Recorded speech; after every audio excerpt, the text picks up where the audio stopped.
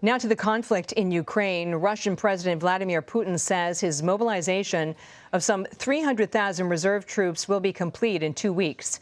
Putin told reporters 222,000 men have been registered and 33,000 are already in military units. The call-up, announced last month, has been unpopular with reports of desertion. This week, Putin ramped up attacks with Russian missiles hitting more than a dozen targets across all of Ukraine. CBS's Charlie D'Agata is reporting on the ground in Dnipro, Ukraine. These are the kind of attacks Ukraine desperately needs America's help to stop.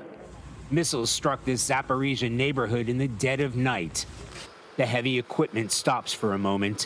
What happens next has to be done by hand. Another body retrieved from beneath the rubble.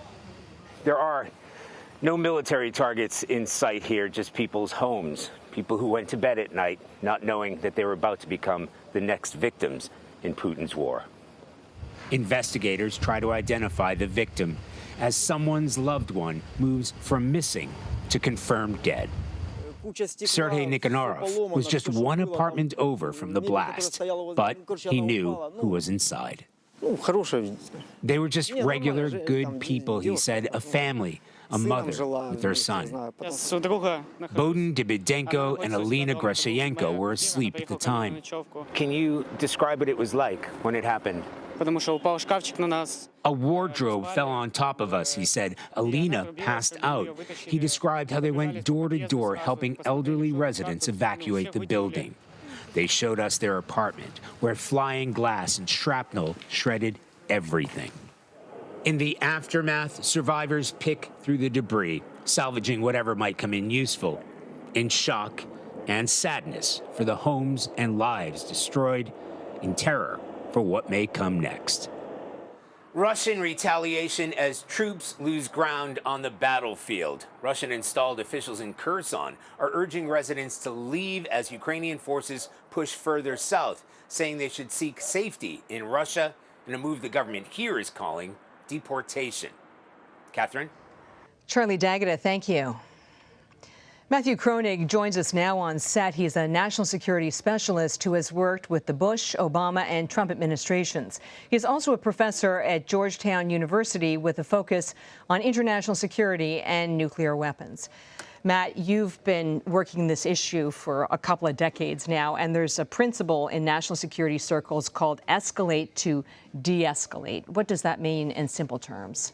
Well, we've seen Putin making nuclear threats recently, and in simple terms, it means we should take those threats seriously. It's essentially part of Russian military strategy to if it's losing a war, to make nuclear threats, to try to get the other side to back down. And then if that doesn't work, to follow through with limited nuclear strikes, again, to try to avoid losing and force the other side to back down. And the use of a limited nuclear strike in the Russian view would be to sort of put the battle on pause and use that as a launching pad to negotiate? That's right. As a first step, if the threats failed, I think they would follow through with maybe 1 or 2 nuclear strikes, maybe even a kind of demonstration shot, a test, hoping that Ukraine would say, oh my gosh, what are we doing here? Do we want to really fight a nuclear war? Maybe that the Europeans or the Americans would say, what are we doing here? We need to back down. And so that would be the hope, that they could avoid a humiliating defeat by threatening nuclear war. So it was just last week that we had President Biden's comments about being close to Armageddon and a nuclear conflict. How close are we, in your view, to the Russian president using a battlefield nuke or a tactical nuke? Well, unfortunately, I think it's higher than many people might understand. I think for Putin, using nuclear weapons is thinkable. And if the alternative is losing in a humiliating fashion on the battlefield, maybe being ousted from power in Moscow, killed in the streets, for him, using nuclear weapons to avoid that outcome is preferable.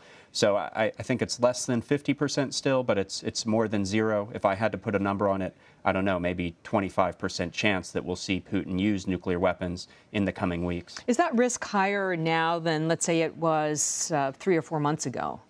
I think it was, or it is, because for Putin, it would be about avoiding loss. And so when there was a stalemate, I think things were stable. Now that the Ukrainians are on this counteroffensive, pushing Russia back, I think that's good. I think we want Ukraine to win the war, but it does put Putin in this situation where he might be tempted to use nuclear weapons. You wrote a paper along with the Atlantic Council, which addresses the nuclear risk in a possible U.S. response. What were the findings and the recommendations?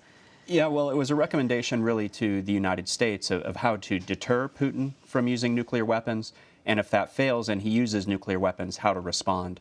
And so I recommended that the administration should be making more public threats about the catastrophic consequences that Putin would face if he uses nuclear weapons. We saw shortly after the piece was published, Jake Sullivan and other senior officials use similar language. So I think that their rhetoric has improved in the past weeks. But then if Putin uses nuclear weapons, what should we do? Should we just back down? I'm afraid that the lesson Putin would take is, that worked, I can use 2 or 3 or 4. Should we retaliate with nuclear weapons? I think that could lead to a major nuclear escalation. So what I recommended in this piece is that if he uses nuclear weapons, the United States should respond with a direct conventional strike against the Russian forces to show that there was a serious cost, but in a way that doesn't lead to a massive nuclear escalation. So let's just take that a step further. What would that look like, and how broad would the scope be?